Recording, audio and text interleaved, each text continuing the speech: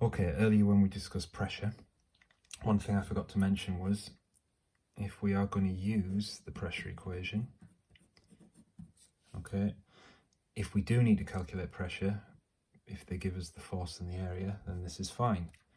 But if they give us the force and pressure to calculate area, we need to rearrange this. Or if they give us the pressure and the area to calculate the force, we need to rearrange this. So let's rearrange this equation.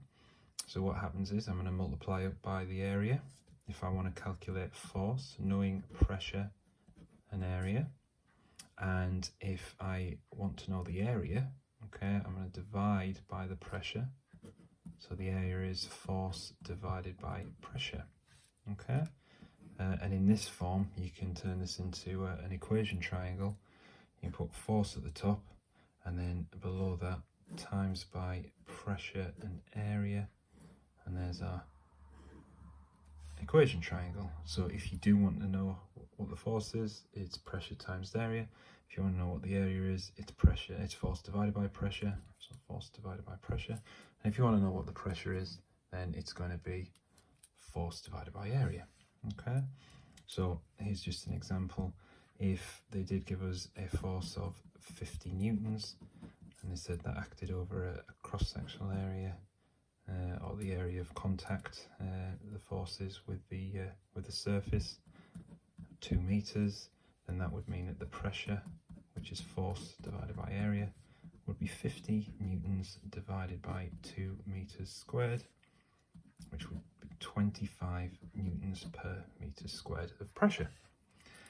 Now, using our rearranged equations, we can work other things out. Now, if I was given this pressure of 25 newtons per meter squared, and I was given the area, okay, so I'm given the pressure and the area, I can calculate the force because I know the pressure and I know the area.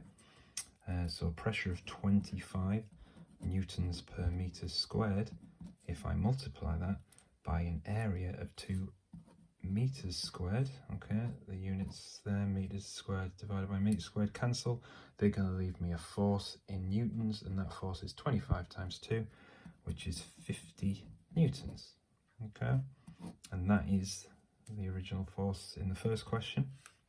And then if we were going to calculate this area, because we were given the force and we were given the pressure, then we'd use this equation. Area is equal to force divided by pressure, and so our force of 50 newtons, and we're going to divide that by a pressure of 25 newtons per meter squared.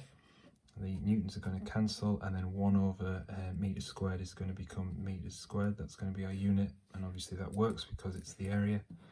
50 divided by 25, 25 goes in twice. Okay, so our area, when you apply 50 newtons of force and you know the pressure is 25 newtons per meter squared, that means you have an area of 2 meters squared.